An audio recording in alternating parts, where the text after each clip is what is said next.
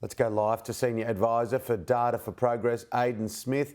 Aidan, it's been quite a tumultuous time between China and Taiwan this week, and all because of the visit of Nancy Pelosi. Absolutely. Like always, it's so great to be back on the show. And I think that when we're considering U.S.-Taiwan policy, it should always be appreciated that, for lack of a better term, this is a very, very unique circumstance in geopolitical terms. There is really no other equivalent situation in which a country that is like de facto independent has de facto diplomatic relations with member states of the United Nations. But obviously you can't formally acknowledge that for risk of further stoking geopolitical tensions. And that's why something even as minor as the Speaker of the House of Representatives taking a trip to Taipei, which is a bustling metropolis, that this could stoke geopolitical tensions in this form. And I think that this shouldn't really be seen so much as a fourth Taiwan Strait crisis, so much as just another example that obviously the PLA and the Chinese military does feel emboldened. I think especially after seeing what Putin has been able to get away with in Ukraine with regard to violating international norms.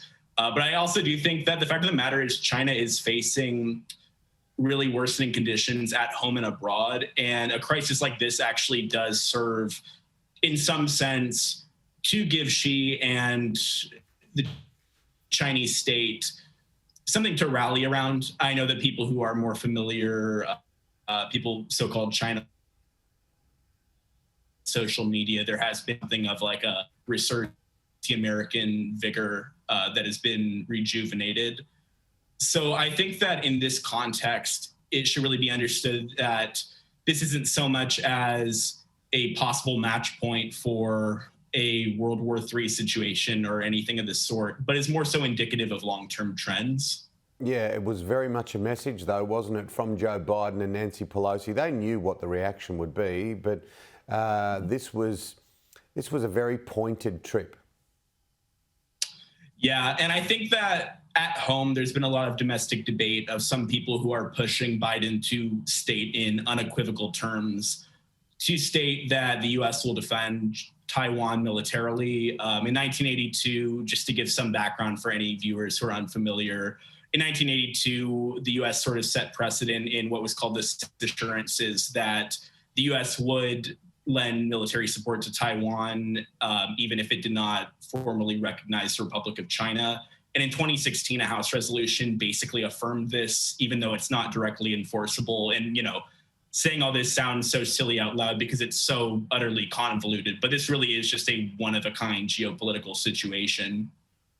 And China, it's quite different to Russia. I know they share a border, but China, it's a much bigger economy, obviously, than Russia is, but they rely so heavily on the rest of the world, particularly the US, Europe, and Australia for that matter.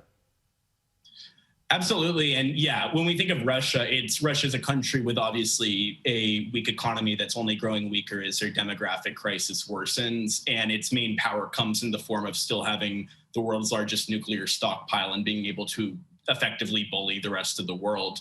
China is obviously the largest economy on earth by PPP, if I'm correct on that stat. And in this case, China is obviously trying to grow more reliant at home on domestic semiconductor products, because as of now, China and the rest of the world, for that matter, is still reliant on TSMC products made in Taiwan. So that's a really big space to look out for, because in the US, we just passed the CHIPS Act, and the US is also looking to be more reliant on semiconductors made at home, because that really is the biggest asterisk when it comes to the Taiwan situation. The rest of the world is dependent on, for most of our technologies, on chips created in, the western part of the island of Taiwan. And as this becomes more of a flashpoint for a potential military conflict, we're seeing on all sides of the world kind of like onshore domestic manufacturing of semiconductors. Whether you like Nancy Pelosi or dislike Nancy Pelosi, whichever side of politics you're on, you cannot deny the strength of personality and character in who she is. Oh, absolutely. And especially thinking that, in 2010, when Democrats lost the House, most people thought it was a foregone conclusion that Pelosi would probably not just retire as leader of the Democratic House caucus, but probably retire from Congress by 2014 at the latest. And I remember a lot of discourse around that, a lot of people speculating. Now, Health Secretary Javier Becerra, when he was a House member, would be her likely successor. And that, never came to fruition. And 12 years later, Pelosi is still Speaker of the House. At 82 years of age as well. And look, let's look at a couple of other subjects because it's been a huge news week, and the war on terror and the assassination of the leader of Al-Qaeda.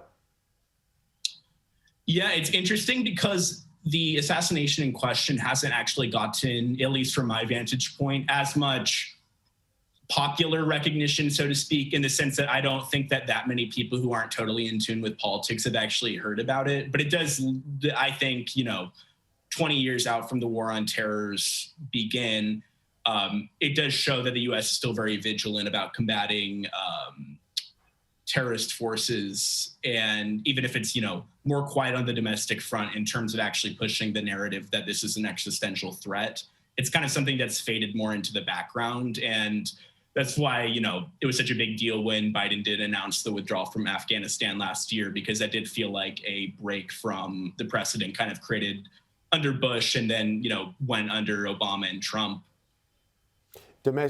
And domestically in the US, obviously the economy is a huge talking point, as it is for many parts of the world. Mm-hmm.